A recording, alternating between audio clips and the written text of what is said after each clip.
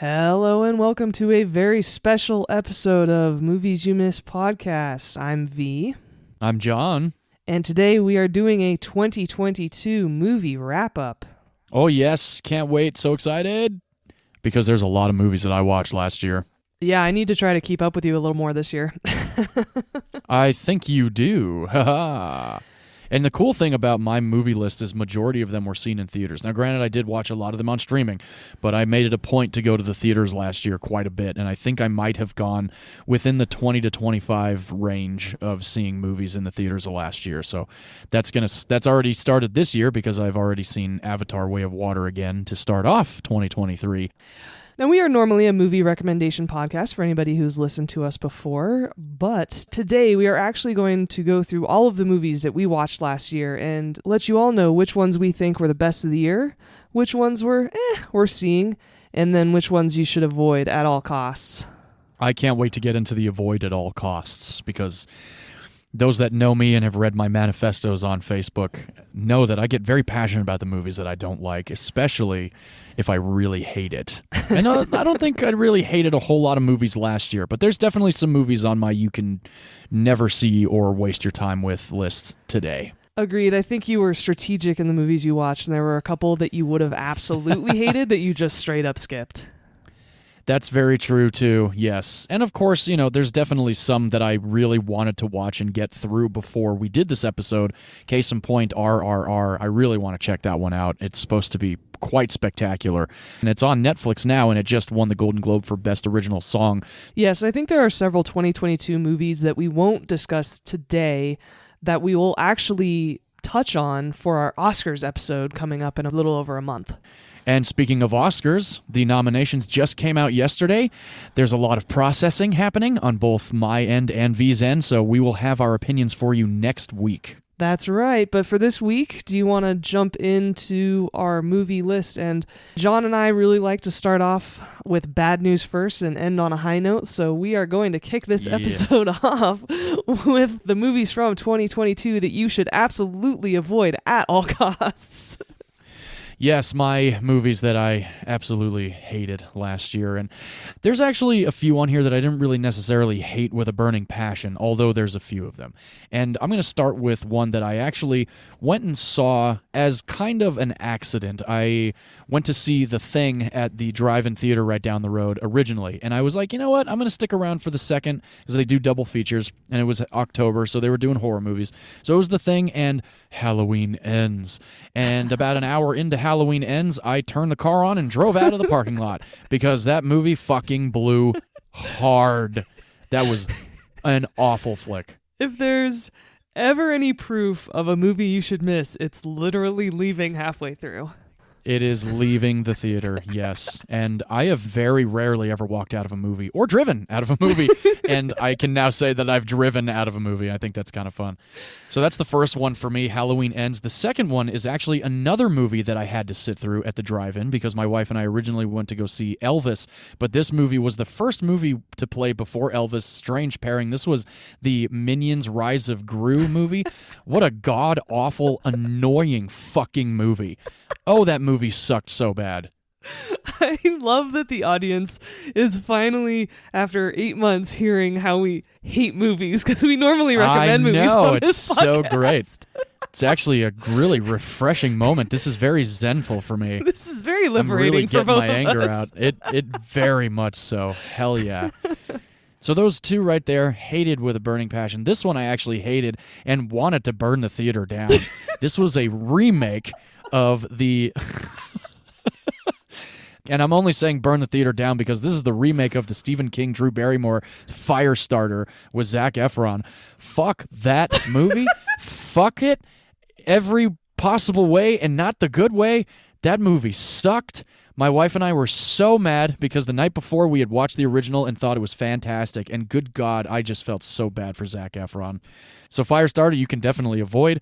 Another one that I thought was atrocious to the point where I felt like I was getting a twitch. And the only reason I watched it was because it was on streaming and I've seen the other movies and there was IMAX enhanced scenes. This is Thor: Love and Thunder. What a crock of shit that movie is.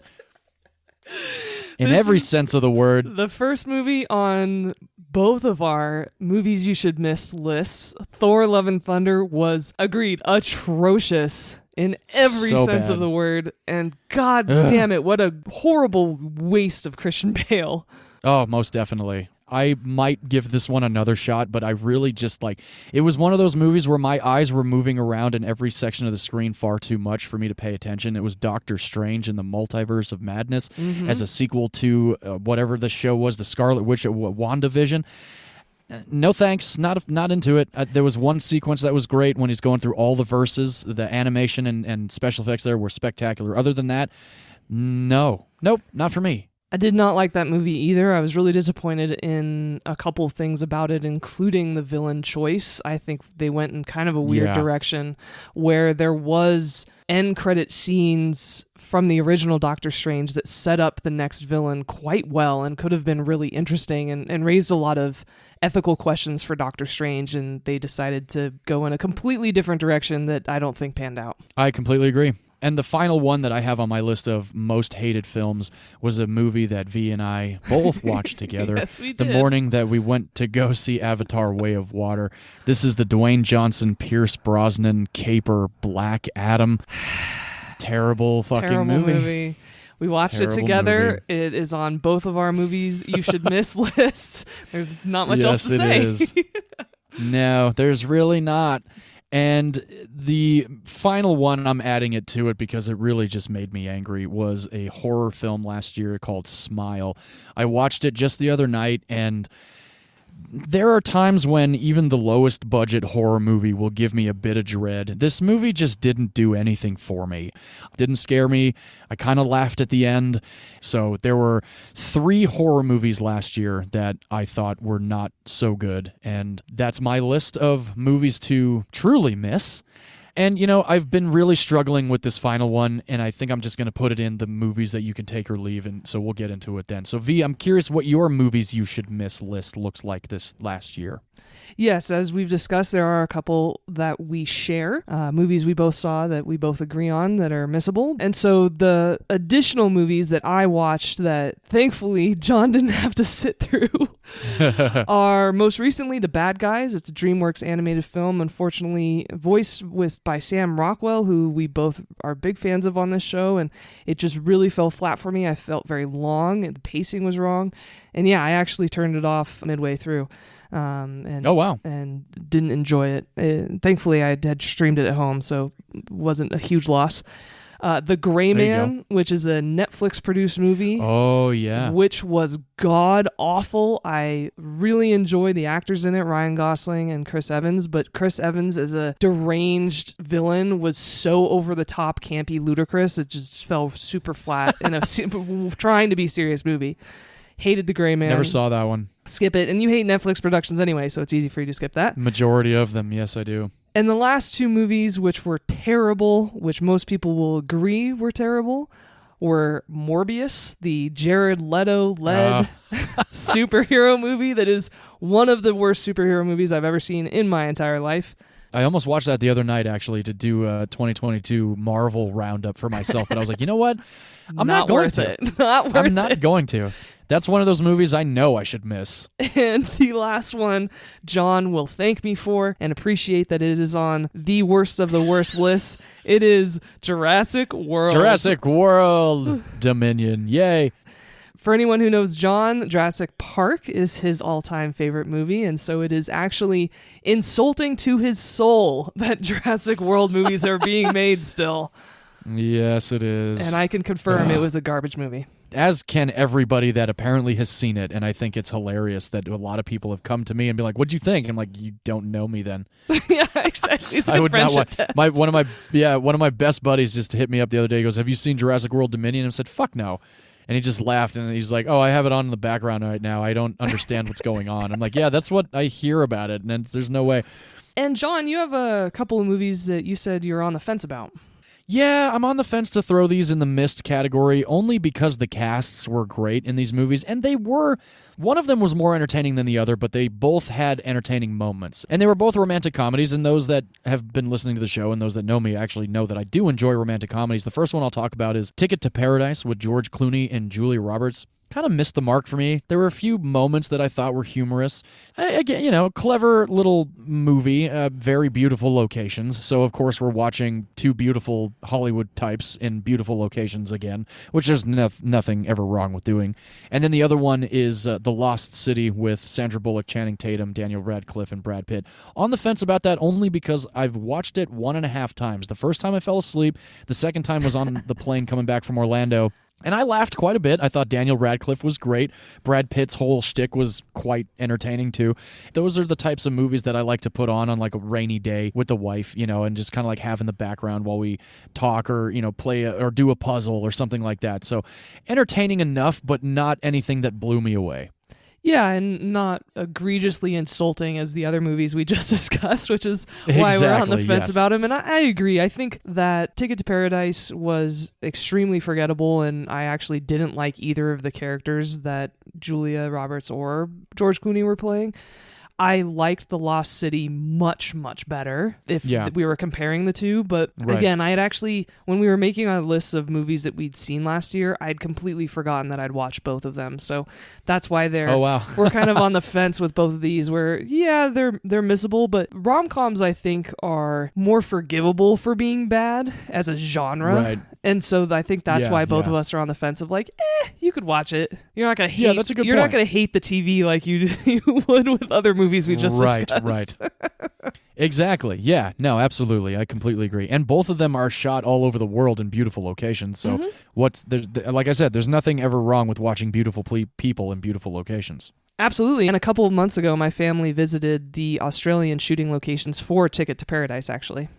Oh, sweet. That's awesome. Yeah, set in Bali, shot in Queensland, Australia. Yeah.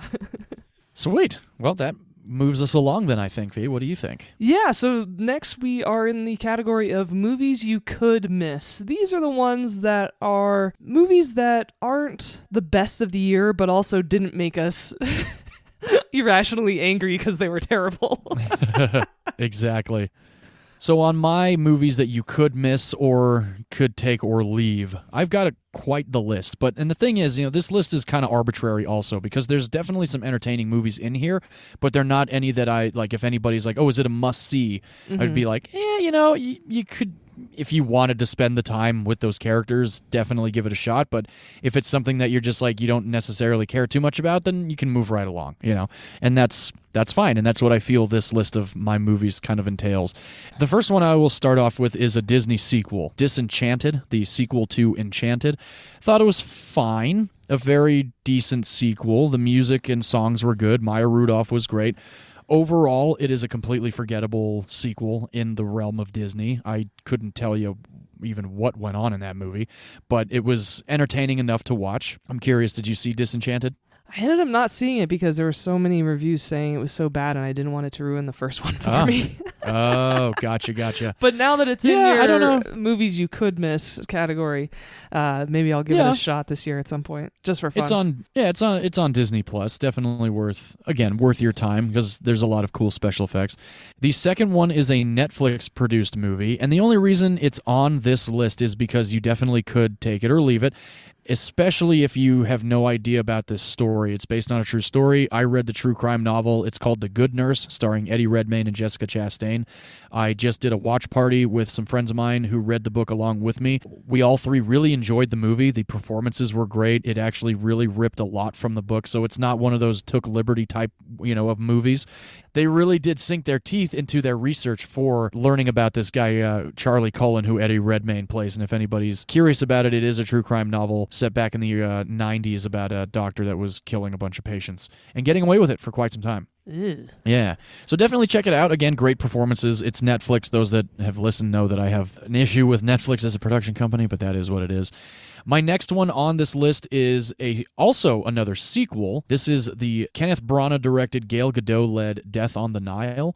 I enjoyed it much better than Murder on the Orient Express. I thought this one moved along a lot better. The cinematography is stunning, and how can you not love spending 2 hours looking at Gal Gadot? So definitely give it a shot if you like a whodunit. I have not seen The Glass Onion, but I hated Knives Out, so I felt Death on the Nile was a lot of fun, and I think, Vee, you watched that one recently too, didn't you?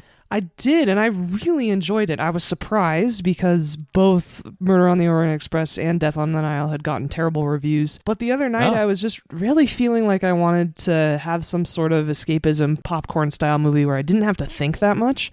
I threw it on, and I was pleasantly surprised. I thought the acting was actually pretty good. I thought that there was a lot more emotions and seriousness of this movie than I figured there would be. I thought the movie might be a little ridiculous, and it was actually there was actually some tension, and I was pleasantly surprised. And since you just mentioned it, I will say Glass Onion is also on my movies you could watch for 2022 list. It was very close to being on a movie you should watch of last year list. It's very close to it, but I think what kicked it down was all the other movies on the movies you can't miss list. They're so good. Sure. Putting Glass Onion there just felt a little wrong. It felt like one of these things is not like the other.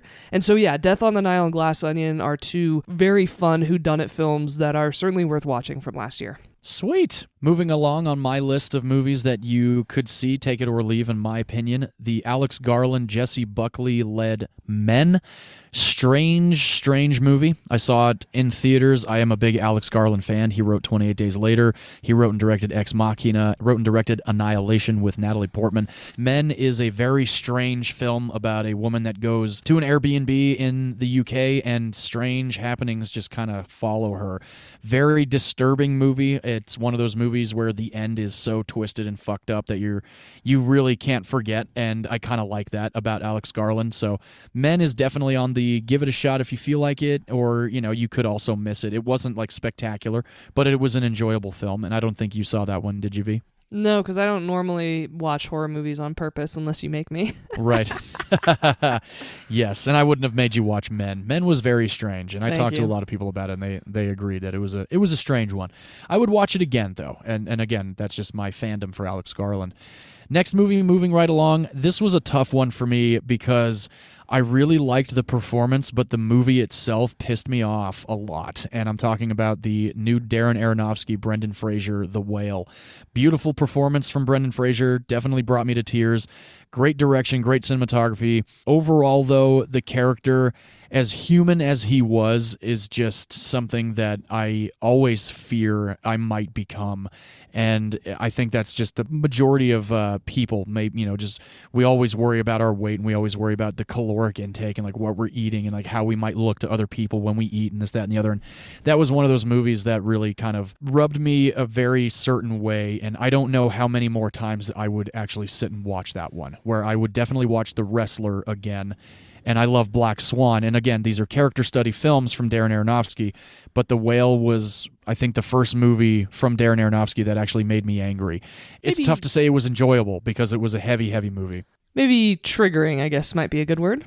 Triggering is a good word. Yeah, okay. There we go. It was definitely a triggering experience. Yeah, because I've definitely been overweight, and it is what it is. So yeah, again, great performance. He was deserving of the Critics' Choice Awards. He will get an Oscar nomination. I don't know if he'll win, but again, take it or leave it. If you do want to see it, it is a good movie. But if you don't want to, then you're not necessarily missing something that's going to change your life. I don't think you've seen The Whale yet, have you, V? I haven't seen it yet just because of the topic being as serious as it is. And I hear that it's a pretty intense movie. I just haven't been in the mood to watch a movie like that lately. Like I said, the other night I watched Death on the Nile instead. Right. Yeah, makes sense. Another one, V, you and I watched together, the Guillermo del Toro Pinocchio. Mm-hmm. I still don't think I liked it. The songs threw me off. There was like one or two that were enjoyable. The animation is great. It is Guillermo del Toro, but that doesn't mean it's always going to be good. But, if you want to check it out, give it a shot. It is a Netflix production, and the animation is great, and that's about all that it had going for it, in my opinion. Agreed. I do think at the end of the day, I didn't like it as well, but because of the animation, Guillermo del Toro, as we talked about, that's why it's in our movies you could miss category versus movies you should miss. Yeah. I think we both agree on why it is in this part of the listing.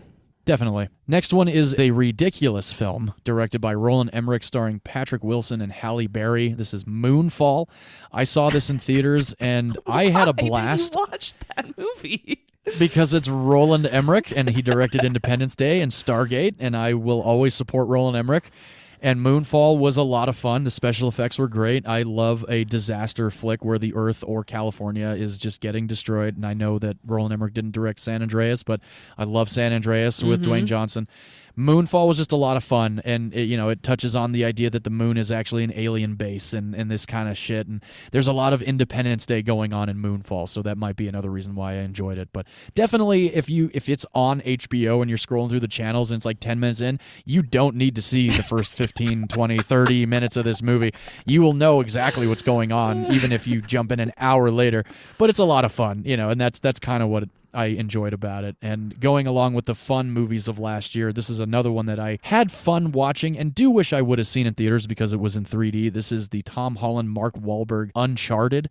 I thought it was a lot of fun. I've never played the video game, that's but why you think it's fun, and that's why you're okay with putting it on the movies you could miss, because anyone who's played Uncharted, that is a blasphemous movie that should never be watched by anyone. Really? It looked like it was literally so ripped miscast. From. No.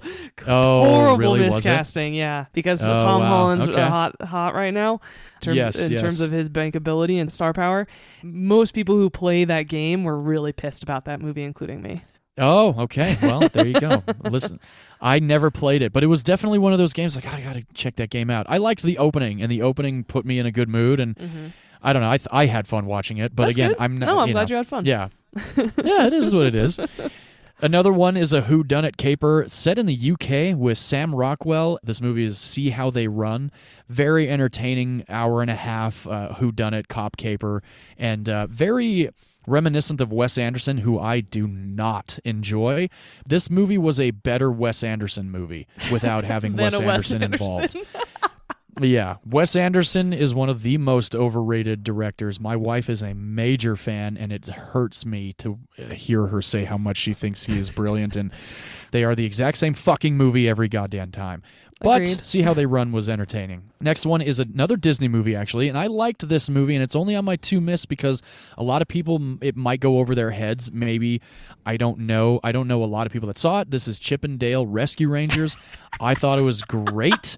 I really had a good time with it, especially because I believe it's Chip. He comes home and takes his AirPods out, and he's listening to Laid to Rest by Lamb of God, which is one of my most favorite metal bands on the planet, and I thought that was a great little Easter egg for us metalheads that are also Disney fans, because majority of us metalheads are Disney fans.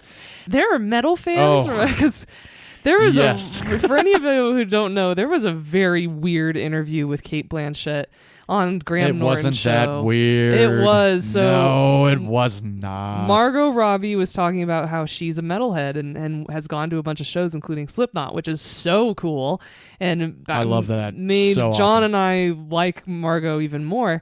And Cate Blanchett came in with some really weird comments about metal music, and people actually like that stuff, or people actually fans, and I imagine they all like monster trucks too. And it was just a very dismissive, kind of condescending comments that a lot of people online were pretty disappointed with, and I was too, considering John and I are both metalheads.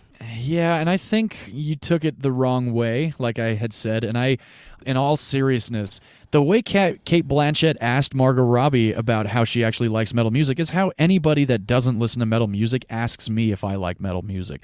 And I don't find any insult in it. I just think they're genuinely curious, and I thought it was funny when Cate Blanchett goes, "So do you like monster trucks?" And Margot's like, "No, there's no, they don't go hand in hand, because monster trucks are loud and metal music is loud." Yeah, so I can understand people taking it like Kate's being condescending. That's the beautiful thing about metal. You look at Margot Robbie and you're like, "Oh, definitely country pop music." No, she's at a Slipknot concert. Fuck yeah. And it's like when I went to Die Antwoord and saw Amy Adams in line for merchandise at the Die Antwoord concert. I'm like, fuck yeah.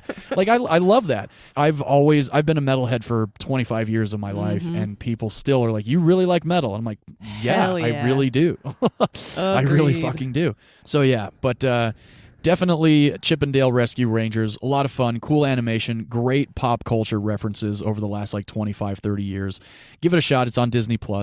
Another one is a Disney movie, which my wife and I were excited about. I know, V, you hadn't seen the original, so you felt that it was lame, but this is Hocus Pocus 2 with Bette Midler and Sarah Jessica Parker. Definitely missable. If you haven't seen the original one, you're probably not going to enjoy the second one, because the second one does have nod after nod after nod to the original. And I thought number 2 was a lot of fun. It didn't feel forced. It didn't feel anything other than what it should have been. And I thought it was enjoyable and a lot of fun. A great Halloween movie. My wife and I will likely do the double feature every year now.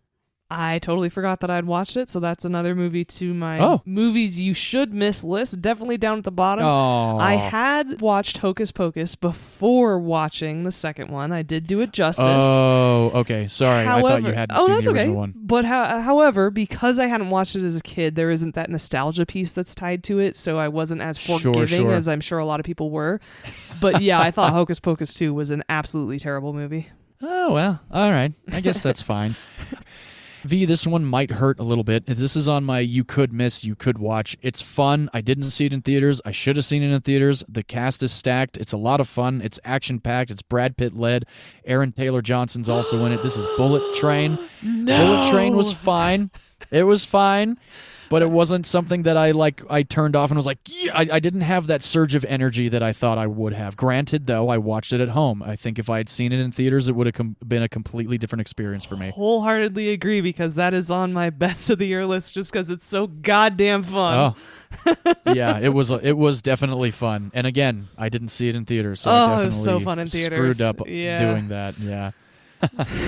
Another movie that I feel you definitely could miss or not, give it a shot, especially if you are a Kevin Smith fan and have seen the first 2, which are both still hilarious. This is Clerks 3. Clerks 3 goes a lot more heavy on the human drama than any of the other Clerks movies, and I liked that about it, but I also didn't necessarily like that about it. I was still hoping for something super raunchy and super ridiculous. It's a very meta type of a movie. And it kind of reminded me of Synecdoche, New York a little bit, if anybody's ever seen that movie with Philip Seymour Hoffman. It's a Charlie Kaufman movie. Very much reminiscent kind of that idea where, you're kind of putting yourself into the movie about your life. And that's kind of what Clerks 3 was for me. Shout out to Kevin Smith, because he did like one of our tweets on Twitter, so that was pretty fucking cool.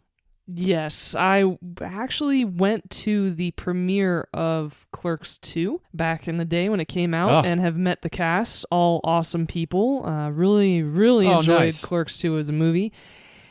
And I really like how they wrapped it up, and so I had no interest whatsoever in seeing Clerks 3, and then all the reviews came out, and you told me it wasn't very good. And I know we don't swear by reviews, of course, and see movies on their own merit, depending on what our interests are, but a lot of times when you're on the fence and see and read reactions, then you really are pushed over to be like, I'm not going to watch this. Yeah, and again, enjoyable at home, still had some laugh-out-loud moments. Randall is still Randall, Dante is still Dante, all that kind of stuff. Definitely watch the original 2, though, because they're amazing. Oh, yes. So fucking funny. Another one, V, you and I both have on, I think, this list. We both just recently watched it. Brendan Gleeson, Colin Farrell in The Banshees of Inisherin. Enjoyable dialogue, interesting movie, completely different than anything I've ever seen, which I think is why I liked it. But at the same time, it is about 2 hours long, and nothing really happens. It is just a dialogue movie, and there's nothing wrong with those. It might not be for everybody. I enjoyed it. I don't know how many times I would watch it, but it was definitely... I'm glad that I did see it the one time. So I think, V, you have opinions of your own about Banshees of Inisherin as well? That are right in line with yours, actually. I agree. The cinematography and the location was gorgeous. It just makes me want to visit the UK. And these are all very good actors. I really just think it came down to the story that afterwards I was like, nothing really happened, and I could have gone without knowing that story and it wouldn't have changed anything. Sure. Yeah, it doesn't add anything to anybody's life. It doesn't add anything to anything at all, actually, in my opinion. And now that I've seen it in comparison to other movies, I actually do have a little bit of an issue with Colin Farrell winning the best performance by an actor in a musical or comedy for the Golden Globes, because I absolutely believe that Ralph Fiennes should have won instead now. Oh, fascinating. Also, I don't think it should have been in the musical or comedy category in the Golden Globes because it wasn't funny. It was very dark. It really wasn't that funny. Yeah, it definitely was. I guess you'd call it a black comedy because there definitely wasn't a whole lot of laugh out loud moments in Banshees of Inisherin, for me, at least. Agreed. All right. This one is also on my you could miss, you could watch list. I enjoyed it. My wife did not my wife enjoyed it up until a certain point. I think it was the fourth course called The Mess. This is The Menu with Ray Fiennes and Anya Taylor-Joy and Nicholas Hoult. Let's not forget our good buddy John Leguizamo playing a character that apparently Daniel Radcliffe was originally going to play, but Daniel Radcliffe had scheduling conflicts. Interesting. So The Menu is an R-rated Chef's Table episode from Netflix. It is twisted as fuck. V, when you saw it in theaters, you told me that it was really fucked up, and as the movie's moving along, I was just like, I don't know when this movie's going to get fucked up, and then it gets fucked up. Yes, it does. It's on the you can miss and it's on the you can watch because there's definitely people that will likely turn this movie off after that course comes about, and there are people like me that will continue to the end of that movie, and I am glad that I stuck it out. Anya Taylor-Joy, I am quite into. I think she's great as an actress. She's very, very different. I really liked her in Last Night in Soho very much.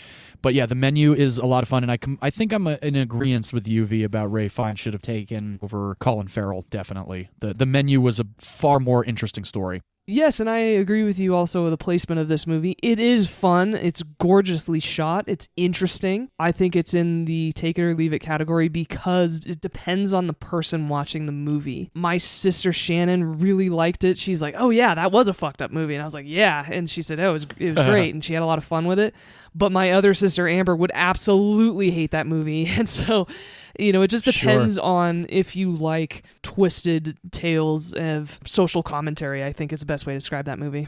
Yeah, absolutely. To finish off this list, I've got a few more, and this one was pitched to me by a lot of people. They're like, you got to check this movie out. This is the Justin Long and Bill Skarsgård-led Barbarian. This movie is an acquired taste. I was into it the entire way through. I'm not going to lie. I liked the movie. I have an issue with people in a movie theater that start laughing during a horror movie. I could not help but laugh watching a certain scene in Barbarian. And I'm sure our listeners that have seen Barbarian know exactly what I'm talking about. This movie is fucking strange. It's not super scary, but it's definitely disturbing. And there's one scene where I was disturbed but could not help but start laughing and being like, what in the fuck is this? And my wife was watching it with me, and up until that moment, kind of like with The Menu, she goes, okay, this movie's dumb, and she checked out. So Barbarian, very strange movie. A lot of people that I've talked to, like I said, they told me I would love it. I didn't love it, but I liked it. I don't need to own it, but it was a fascinating movie, and I really liked seeing Justin Long in this movie because he was in another horror-type movie that Kevin Smith wrote called Tusk, which was a fucking fucked movie.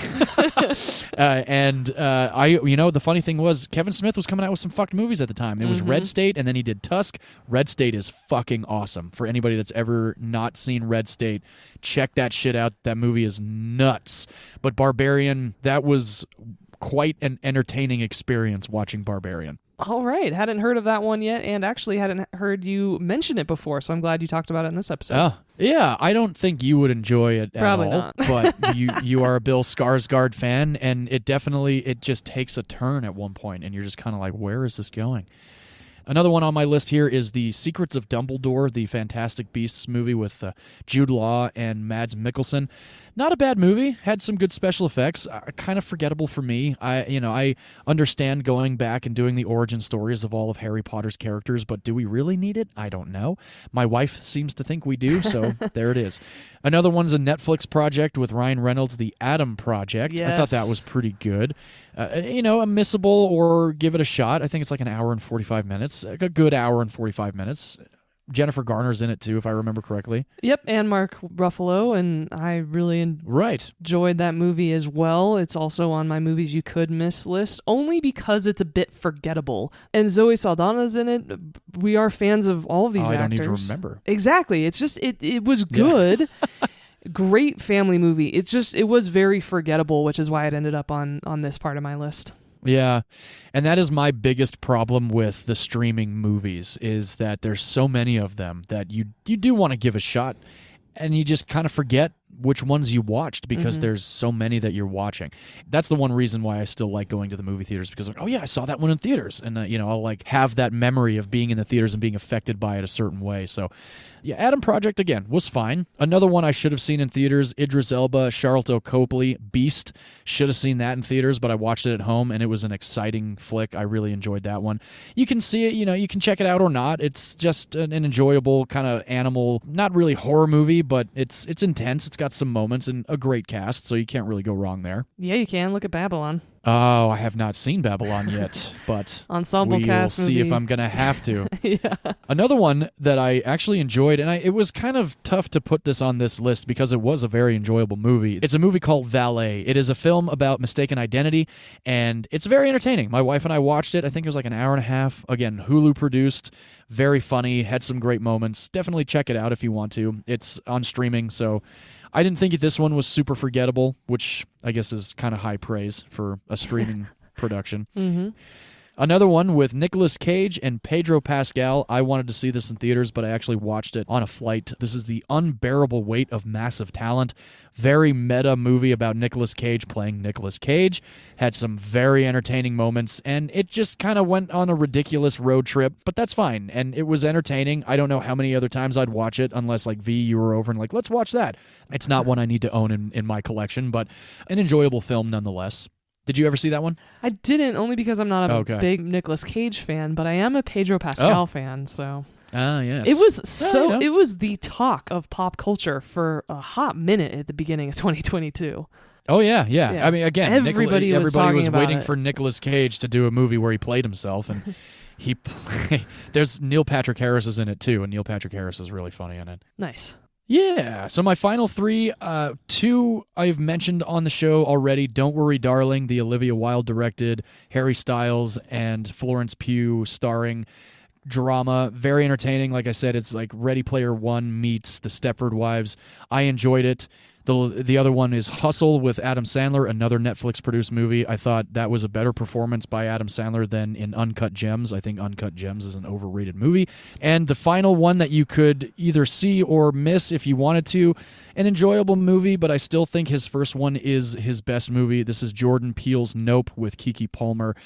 An enjoyable movie, but nothing that I need to run out and own and anything like that. But still something that I would likely watch again since it's on streaming right now. Okay. Yeah, so that's my list of movies that were decent enough to mention, and movies that if you have no interest in, then you're probably not missing much. So V, I'm curious what your list looks like. Yeah, so I have a couple to add to the movies you could miss category. First is Senior. It is a Netflix-produced documentary by Robert Downey Jr. It is an introspective look at his father, their relationship, and his career. I haven't mentioned this on the podcast yet because I just watched it about a week ago. I'm a big fan of documentaries, and I do love Robert Downey Jr., but I felt like this movie really needed better direction. There are 3 distinct themes, and it just feels like this movie doesn't have enough focus to be very good as a documentary. So it's about his dad's career as an indie filmmaker, but then it's also about their relationship, but then it's also about something else. And it just felt a little all over the place and not cohesive enough to be a really good, really meaningful or impactful documentary, but I appreciate that Robert Downey Jr. got to create this while his dad was still alive. So again, you could take it or leave it. It's on Netflix right now.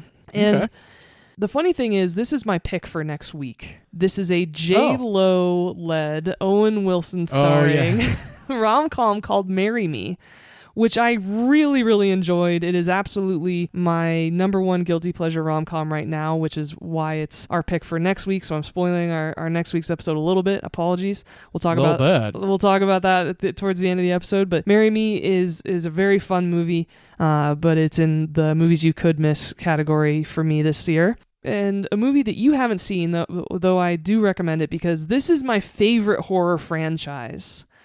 This is Scream. Oh, yeah, I did not see the newer one. It was very good. I had a ton of fun watching it, and I love Neve Campbell. I am so disappointed that the producers really screwed the pooch on the next one and didn't come to contract terms with her for the next Scream movie that's coming out. So the next Scream movie I will not be watching because Neve Campbell is not in it. This movie also stars Jenna Ortega, which is the very first time I had seen her in anything before watching Wednesday, so that was really cool, and I really do like her as an actress. I think she is up and coming. And so, yeah, Scream was very fun. Like I said, it's my favorite horror series, and I do recommend it for anybody who likes that genre or that franchise. It was on my to-watch list and to see in theaters list, and I never got around to it. Okay, well, I certainly recommend it. It might be streaming on HBO right now, if I remember correctly. And the last two movies on my movies you could miss list, I think you might be kind of surprised by. Elvis is on my movies you could miss list because of Tom Hanks in that movie. Oh, yeah. I almost put that on my you could miss list. Yeah, and so Austin Butler is incredible, and I think he makes that movie. But otherwise, it is a movie I think that people could miss if they weren't interested in it. And lastly, The Northman. Oh, sorry. I know you didn't like that movie very much. I really loved the first 2/3 of that movie, and then the last bit of that movie really pissed me off. And I understand why it was written that way, but it still made me kind of mad when the credits started rolling. So I was like, I probably wouldn't watch that movie again. Interesting. Yeah. Okay. And those are my movies you could miss. That's a pretty good list. Thanks. You too. Yeah. All right, good lists on both sides to begin. And now we're about to get into the movies you can't miss. Favorite movies of the year for both of us. I'm excited because my list is pretty big, and honestly, I liked a lot more movies last year than I thought I did. So right? I guess that's a good thing. Even in the list that we just previously talked about, there's still good movies in there. Oh, yeah. We just kind of feel like those are ones that, take it or leave it. These are the ones that we feel, in both of our opinions, granted our lists are different, which is going to be great. So I'm excited. I'm going to start at the bottom of my list because I didn't really put this in any particular order, but I'm going to start at the bottom. And the first movie that I feel that people should definitely check out is another Disney Pixar movie. It's called Turning Red. I was so surprised by how good that movie was. I don't know, V, if you saw it or not. Mm-mm. Oh, it's very, very entertaining about a young girl turning 13 and, the changes that she goes through. And there's a family curse and she becomes this big red panda. And it's very entertaining. And it got completely panned by so many parents, our age, which I think is fucking hilarious. How dare they do these things in Disney movies now? It's like, oh, okay, Talk so about it was periods. fine 25 years ago? Yeah. I couldn't So believe ridiculous. it. And literally there might be a sentence that has to do with a menstrual cycle. Other than that, it has nothing else to ever do with the menstrual cycle. Anyway, great movie, awesome animation. Sandra Oh is the voice of the mother. She cracked me up. I don't normally like Sandra Oh, but definitely a movie that I feel everybody should check out. Maybe not every child, maybe 12 and above, but overall an entertaining flick and one I definitely have been meaning to watch again. Well, and what a great opportunity to broach a normally sensitive topic with your preteen daughters. Right, yeah. And it's by the same people that did Inside Out, which is one of my most favorite Pixar films about emotions, and stuff like that. So it was very good. My second movie that you cannot miss, and this is for everybody that has seen the original or even seen the animated series back in the 90s by Mike Judge, Beavis and Butthead Do the Universe. What a masterpiece. What a return to form. I think I talked about it in a very earlier episode of ours. It was one of the movies that I watched. And V, I know you've seen Beavis and Butthead Do America, but I don't think you saw Beavis and Butthead Do the Universe yet. Not yet, but now it's on your movies you can't miss list. I don't know if I have an excuse now. Yeah, you really don't. It's on Paramount Plus, and everybody is back doing the voices. I say everybody, Mike Judge, pretty much. And I just watched it again about 3 or 4 nights ago because I needed like a palate cleanser after something I watched, and I sat there laughing again for an entire 86 minutes. It's so fucking funny. Another one, which we recently talked about, I won't get too deep into, The Woman King, starring Viola Davis. Absolutely, you cannot miss. You have to see that movie. It is so awesome. Great action, great stunt work, great performances all around. Great soundtrack, great cinematography. I mean, just a great movie altogether. I know, V, you have not yet seen that one. No, but I've heard good things, and Viola Davis is a literal tour de force, I hear, especially in this movie, so definitely want to give it a shot. It's unfortunate that she hasn't been getting as much award season buzz as I think she probably deserves, given it's Viola Davis, and she's amazing and everything. Seriously, I know. It's really interesting. This film you have on your you could miss list only because of one actor in it, but it's on my you can't miss list because I think it is a pretty fucking great movie. I'm not a big Elvis fan. My wife is, and my wife put her stamp of approval on this movie because my wife knows Elvis like the back of her hand. And I love Baz Luhrmann. I thought Austin Butler was great. And I just like the history lesson that we get, and we learn about Elvis's rise, although we could have absolutely had anybody else but Tom Hanks in that role. Maybe even somebody that's actually European. But Tom Hanks got it for some reason. He wasn't distracting enough for me to not like the movie, but he was a bit of a distraction at the same time. But I still think it's a movie that you shouldn't miss because I thought the performances were great and the music is great. Agreed, and it actually really introduced me to a lot more Elvis songs than I had heard before, so that was a good part about it too. Same, definitely. This one I just recently saw because V, you told me I had to check it out. This is a badass ass kicker of a film led by a killer female lead, Amber Midthunder. This is Prey on Hulu. Fucking awesome movie. I would watch this movie all the time if I could because it is just such a badass movie. So good. If you haven't seen it yet, fucking check it out. Please do. It is also on my movies you can't miss of 2022 list. It is an incredible action film. She's awesome. I want to see her in all of the movies moving forward that have strong female action leads because she's just a badass. She really was. So good.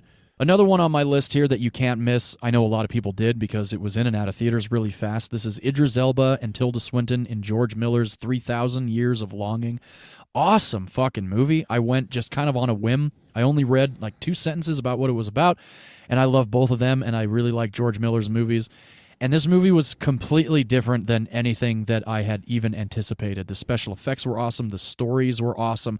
Very, very entertaining movie. It's out now on Redbox, and you can buy it. You can rent it. I will definitely grab the 4K of it because it is beautifully shot, and the acting is fantastic. It's really just them two, majority of the movie. 3,000 Years of Longing. Definitely give it a shot. Nice. Yes, and I know I talked about that in an earlier episode. And also on our Instagram, there is a reel that I put together of me going to the movie that day. This one I saw by myself in a small theater in the city. This is Everything Everywhere All at Once, starring Michelle Yeoh, Ke-Yu Kwan, and Jamie Lee Curtis.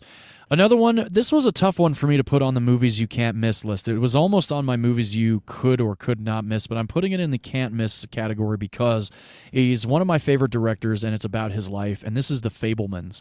And the reason why I have it here is because Steven Spielberg has been an inspiration to me since I was a child, and I was always curious about his story. And I mentioned when I talked about it after having seen it for the first time, it was a very heavy family drama, which I did not anticipate, and it kind of threw me.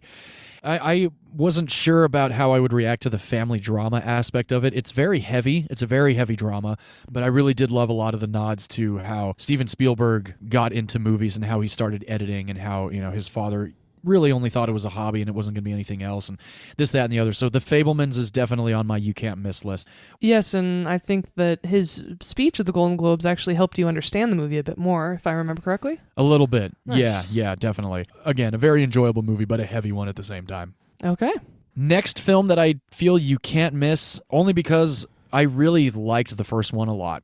This is a sequel, and I really liked the sequel a lot. And I feel the only reason these movies are as good as they are, beyond the fact that the animation is spectacular, Jim Carrey is Dr. Robotnik in Sonic the Hedgehog 2. Oh my God. Sonic the Hedgehog 2 is fucking awesome. It's awesome. I don't care what anybody says. It's a lot of fun. It's hilarious. The animation's gorgeous. Idris Elba as Knuckles is awesome. Just a great, great, fun movie. PG rated, completely takes you back to when you used to play Sonic the Hedgehog on Sega Genesis. And I know we mentioned before I never had a Sega Genesis, but I had friends that did, so I played Sonic quite a bit. And I really think the movie's great. And I know a lot of people also really liked both of them, so I feel like we might even get a third. Oh, nice. And I'm loving that our lists have a good mix of genres in them. We have horror movies, we have action movies, we have kid-friendly movies. And I think it's important to have a mix of genres in these types of lists. So depending on who you are and the type of family makeup that you have, there's movies you can pick from. Absolutely. Agreed indeed. We are coming to the end of my movies you can't miss list also. Which is interesting to me because it's been so much fun discussing these movies. This one, V, you just had on your last list, and this is on my you can't miss list because I feel that every movie that this director has written and directed so far is a can't miss movie. This is Robert Eggers' The Northman with Alexander Skarsgård, Anya Taylor-Joy, Nicole Kidman, and Ethan Hawke in, as I will say this till the day I die, I think Ethan Hawke's best performance in a movie that I've seen in like the last 15 years. Just a fucking awesome movie. The research that Robert Eggers went to the lengths of is just spectacular. The authenticity of the Viking age that this movie portrays, having Bjork in this movie as the Oracle, just a fantastic movie. Beautifully shot. It's brutal as fuck. I've seen it 3 times. I saw it twice in theaters. I have the 4K disc. I love this movie. In my opinion, it's definitely one of the best movies of 2022. Nice, and I completely respect that opinion, and I think that it was close for me as well. Like I said, Yes. just a small problem I had with a little bit of the direction of the script, but otherwise I completely understand why you'd have that opinion. And yes, we're both fans of Robert Eggers, for sure. Yes, indeed. Coming down to the final 3 of my most favorite movies of 2022, movies that you cannot miss. I watched this one at home, and I'm kicking myself in the ass for having not seen this movie in theaters. This was a fucking killer 3 hours of my life. This is Robert Pattinson in The Batman. Yes. Holy shit. Oh my God. Paul Dano, what a beast of a Riddler. And Colin fucking Farrell, completely transformative. There's no way that that's Colin fucking Farrell. Even looking into his eyes, I'm just like, there's no way I can't that find that's him. Colin Farrell. I cannot You find him in can't. that character. He apparently stayed in that character during the time the cameras weren't rolling as well, so people on set were losing their minds. And Matt Reeves was like, yeah, I would talk to Colin Farrell and he would answer me as the Penguin. And I'm just like, shit, like, what a badass movie. And Zoe Kravitz, woo! Right? Yeah, I'm down. Most I'm definitely. so glad you enjoyed that movie. I'm so glad it is on your movies you can't miss list. It is absolutely on mine. It is my favorite comic book movie of the year. Nice. Without question. And I would argue that Colin Farrell deserves a Golden Globe for that performance more than Banshees of Inisherin. Oh, most definitely. Yeah, his voice, his mannerisms, his everything. The range, is nuts. Absolutely. Yeah. Wholeheartedly agree. Apparently his children were completely horrified by him in that makeup when he had them come to set, and I probably would be too. I mean, understandable. the moment when Jeffrey Wright, when Commissioner Gordon and Batman have the Penguin up against that bridge, and he's just like, what are you talking about? Like, he's got that like accent down so good. I couldn't believe it. I was like, there's no fucking way. And Robert Pattinson being cast as the Batman had very similar response when he was originally cast that Heath Ledger did when he was cast as the Joker for The Dark Knight. Lots of I did not know that. pushback, lots of negative reactions, lots of people going, the Twilight guy? What are you talking about? This is a horrible casting choice. Sure. They said the same exact thing about Heath Ledger when he was cast. And then the movie comes out and blows everyone the fuck away with their performance. He's an incredible Batman. And I hope that with the new direction of DC, they do not shelve subsequent movies of Robert Pattinson as the Batman because he is exceptional. I'm down with that completely. I hope we get more Pattinson as Bruce Wayne and as Batman. I loved the costume. I loved the action. I loved the intensity, and it was dark. I even texted Juvie. He's like, how is this not R-rated? It felt like it was on the verge of truly being an R-rated Batman movie. I felt it was on par of Batman Returns in the disturbing aspect of it, because it really is a disturbing movie. But yeah, great fucking movie. So glad you liked it. Yes. And before I reveal my 2 top favorite films of 2022, V, we need your list, because we might as well end on a high note on each side, right? Absolutely, wholeheartedly agree. And I'm going in a little bit of an order. I think you might be a bit surprised by this making the can't miss list for me. This movie had a slow start for me, but through the second half of it, I really loved it. And then I watched it again with my nieces and loved it even more. So that's why it ended up on my movies you can't miss list. This is Spirited, starring Ryan Reynolds and Will Ferrell. Yeah, that was a good one. Yeah, I thought it was one of my favorite renditions of A Christmas Carol story so far that I've seen. I've seen 3 so far. It is my favorite. And again, the songs are very catchy, unlike Pinocchio, which we discussed. And so, yeah, I think that it's a great family movie that absolutely is a can't-miss movie for families from 2022.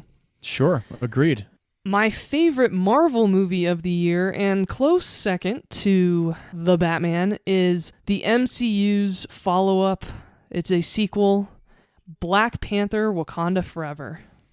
Oh yeah, I didn't see that one. What a beautifully action-packed, emotional movie for a sequel. They did a fantastic job honoring Chadwick Boseman. I am so pumped that Angela Bassett won the Golden Globe for her portrayal as his grieving mother, and I do hope that we get to talk about her a lot more on Oscar night, so we'll see how that goes. Neat. It is on my to-watch list of 2022. Awesome. Yes, please do. And my next pick is one that we just discussed a little bit ago. It is on your movies you could miss list. Bullet Train. I absolutely loved it. I saw it a second time at home, and I agree with you. It was more fun in the theaters, but goddamn, what a fun ensemble cast. What a great way to wrap up all of the stories at the very end. I loved it. So yeah, that definitely was on my movie you can't miss list. And funny enough, it was the second Brad Pitt-Sandra Bullock combo movie that we both watched last year. The Lost City being the first one, which is pretty funny. Oh, yes. And I'm going to kick off our countdown to best movie of the year, in our opinion. With my number 3 best movie of the year, it is very close competition for number 2. I love this movie. It was an incredible telling of this story. It is on the short list in award season for best international film. This is All Quiet on the Western Front. So incredible. It's on Netflix right now. I highly recommend it to everyone. And it just moved me and broke my heart at the same time. Wow. I got to check it out then. All right, everyone. Here we are. The last 2 movies for us for the year 2022. Our number 2 picks. These might be the same. These might be different. I'm not sure yet because I haven't heard John's list. So, John, you want to kick us off with your number 2 movie of the year? Oh, they literally are beaten to a bloody pulp, and this one lost the number 1 spot because this one came in with such a vengeance. Number 2 for me is a sequel. Oddly enough, I think both of our number 1s and 2s are sequels in a strange way. This one is a movie that Vee and I were very excited about. We talked about it quite a bit early on in the podcast. This is the James Cameron directed Avatar: The Way of Water, coming in at my number 2 favorite movie of 2022. Yes, and it is my number 2 as well. Oh, well. Look at that. It was such a good movie. I've seen it twice already. I got to go again. What a great follow-up. A better movie than the original. The script has been improved upon. Of course, the visual effects have as well. God damn it, how much fun did we have watching that movie together? So much, especially because we saw it in the 4DX theater with the chairs moving and the water getting sprayed at us and the rain coming down. It was just an awesome, complete, immersive experience. And the 3D is so spectacular. It feels real. It doesn't feel like you're watching motion capture. It absolutely 100% feels real, to a point in which I was crying in the middle of the movie and had to remind myself that none of this was real. So crazy and effective. But yeah, definitely number 2 favorite film of 2022, Avatar: The Way of Water. Just over a month it took Avatar: Way of Water to reach $2 billion internationally. Yes, and that's kind of perfect. It is Avatar 2, it's about at $2 billion, and it is our number 2 movie of the year for both of us at Movies You Missed podcast. And Avatar Way of Water is quickly climbing its way up to the number 2 highest grossing film of all time. Yes, it is. Right behind Avatar. Right behind Avatar. Isn't that hilarious? Well, that's number 2, and I think I know, and I think our audience at this point knows what both of our number 1 pick of 2022 is. V, do you want to kick the tires and light the fires on that? I'm ready to go into the danger zone. Hey! And if that doesn't give anybody a clue, V, why don't you tell them what it is? I have a need to talk about this movie. I have a need to give it as much praise as I possibly can because I always and forever will have a need for speed. This is the Tom Cruise-led Top Gun Maverick. Excellent. My number 1 pick as well. Awesome! Top Gun Maverick. Yes. Tom Cruise. Tom fucking Cruise. God, what a great movie. So awesome. And I will say there's a couple reasons why it is my number 1 movie of the year versus Avatar 2. And one of them is it really has transcended audiences from all political spectrums, genders, ages. Everyone can watch this movie and absolutely love it. And that, for me, along with the storyline, the action, the realism, and just the amount of times I want to watch this movie is why it was the number 1 movie of the year for me. Nice. I went opening day in IMAX and immediately texted you after. I went about another week later, and then I didn't see it for a third time in the theater, which I should have, but I didn't. But now I have it on 4K, so I have it at home with me always. From me? Yeah, and from you, yes, of course. I think that both of these movies reached the worldwide audience that they were hoping for, and it really shows that not only in the box office, the fact that Top Gun was in theaters, I think, for like 6 months, and that hadn't happened in years with a movie. I think that both of these movies are literally for everybody. There's comedy, there's romance, there's sadness, there's every human emotion that you can feel in a movie in both of these movies. And not only is that a testament to everything you're seeing on screen, that just means that cinema is still alive and well in the world, and that just makes me very happy. Wholeheartedly agree, and once again, thank you to Tom Cruise for holding off on releasing this movie until everyone could go back in the theaters, because this was originally slated for a 2020 release, and thank God he had the power and wherewithal to hold off so we could all get this theater experience. And it is the movie I've seen most times in the theater, which is another reason why it had to be my number 1 of the year, because what else than the movie that drew me back to the theater that many times? Absolutely, yes. That, like I said, that's a testament to itself. That's great. Alrighty, and that is our ranking of movies from 2022. John, do you want to tell everybody a little bit about the box office, though I don't think we need to play the game this time for it? No, we do not. Although, interestingly enough, there's domestic and there's worldwide. Yes. Worldwide box office, highest grossing film of 2022. What do you think it was, V? Was it Top Gun or was it Avatar? I still think it was Top Gun for worldwide. Worldwide was Avatar. Shit! Beating it by $500 million. Oh my God! Avatar, in less than a month. Less than a month, pulled in $1.9 billion in less than 30 fucking days to be the highest grossing worldwide box office film of 2022. Now, the highest grossing domestic box office of 2022, what do you think that one is, V? Top Gun Maverick. Avatar 2. God damn it! Yes, it was Top Gun Maverick. Oh, okay. No, it was Top Gun Maverick. No, domestically, Top Gun Maverick took the top prize for box office of 2022, bringing in $718 million. Number 2 was Black Panther: Wakanda Forever. Number 3 was the Multiverse of Madness, the Doctor Strange movie. Bummer. Number 4, in only 2.5 weeks, number 4, scratching the top 5, Avatar: The Way of Water, $401 million in literally 2.5 weeks domestically here in the United States. Jesus. Number 5, we won't even mention. Number 6, we won't mention either. Number 7 was The Batman, at 369 million. No, I'll go back to number 5 and 6. Number 5 was Jurassic World Dominion. Number 6 was The Rise of Gru, the Minions movie. The number fact 8, that they were higher than the Batman makes me so angry. I know, so lame. My God. Very, very lame. Number 8 was Thor: Love and Thunder. Terrible. 343 million. Number 9 was Spider-Man: No Way Home at 231. Number 10 was Sonic the Hedgehog 2. And then the rest, were number 27 was Everything Everywhere All at Once. Number 25 was Scream, the one that you enjoyed so much.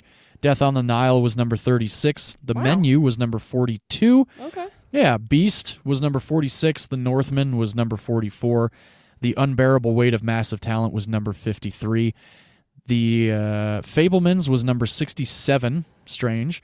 Number 77 was See How They Run, and number 78 was a movie that I actually completely forgot about. So there's that. There's maybe that should have been on my list. The Matrix Resurrections. Completely forgot I saw that movie. Completely forgot I saw that movie. Oh wait, no, I that remember was liking that it. came out in December of 2021, so it doesn't matter. Oh yeah. Number 85 was 3,000 Years of Longing, so that scratched the top 100, which is awesome. And number 100 highest grossing film of 2022 since it came out in November, I believe, was The Whale. So yeah, that is 2022. Top Gun Maverick, domestic box office, Avatar Way of Water, worldwide box office highest grossing film of 2022. And what a fun episode this was. I had a lot of fun discussing the movies that we hated and that we thought were okay and that we really loved. And our number 1 and 2 spot were the same, so I thought that was very awesome. That was very fun. I agree with you. I also really enjoyed this episode. I hope our audience did too. Please let us know. This is a very different episode for us, and it's the first time we've ever done it. So please feel free to give us some feedback or your thoughts on how this episode went. And I love that our opinions were a bit different in some of these, and I think that's great because it gives our audience even more movies to pick from since we didn't have the same lists. Absolutely. That's the beauty of this podcast. And our friendship. And our friendship, indeed. So much fun. So much fun. And that about wraps us up for our 2022 recap episode. Yes, it does. Do you want to tell our audience what we plan on doing next week since it's a bit of a turn? It is a bit of a turn, yeah. We are going to go down the guilty pleasure route, and I have chosen a movie that I know not many people have seen. I saw this movie in theaters. The only reason I saw this movie in theaters was because of a certain actor that's in it. Will Arnett is in this movie. This is also starring Kristen Bell and Josh Duhamel, Angelica Houston, John Heder, Danny DeVito. This is a movie called When in Rome, a very cheeseball romantic comedy that puts a smile on my face every time I watch it. So you can rent When in Rome on any streaming service, Amazon, Vudu, Redbox, Apple, for $3.99 if you feel like following along with us. Again, it's a guilty pleasure movie. Don't expect anything other than cheesiness in When in Rome. You're not going to get anything other than that. But it's a great time. Yes, this is our Guilty Pleasure Rom-Com Edition episode. And as I mentioned a bit earlier, my pick for next week is the J-Lo Owen Wilson-led Marry Me that came out last year. I have watched this more than 3 times and listened to the soundtrack repeatedly. For some reason, this movie just got me. I know it's not great. That's okay. It is my guilty pleasure rom-com, and you can watch it right now if you have a Peacock subscription. Awesome. That is where I'll be watching it. My wife has watched this movie. She enjoyed it very much, so we'll see how it goes. All right, well, that about wraps up our episode. Thanks, everyone, for tuning in. You can follow us at Movies You Miss Pod on all social media and reach out to our email, moviesyoummisspod@gmail.com. Let us know what your favorite movie of 2022 was. I would love to know what our listeners thought of our lists and what their opinions were on some of our choices, and definitely what their favorite movies of 2022 were. Do fill us in, please. And with that, we like to close out with film is a form of art, and in all art, every opinion is valid, except if you think the Golden Globes are a precursor to the Oscars. It is not an end-all be-all predictor, that is true. Yeah, and a lot of people are like, oh, well, they won the Golden Globe, they won the Oscar. Like, no, not always. The thing about the Oscars and the Golden Globes is there's 2 different movie categories. So there's Best Actor Musical Comedy, Best Actor Drama. Right. You know, so it's very interesting how they do that at the Golden Globes. and then at the Oscars, there's 5 nominated. And they're also completely different voting bodies that everybody needs to remember. Right, Same right. with the other award shows. And some years, the SAG Awards are actually more of a predictor than Oscars. You really Very true. don't know until Oscars night. Very true. All right, everyone. Thanks so much for tuning in. Until next week, bye-bye. Cheers, everybody.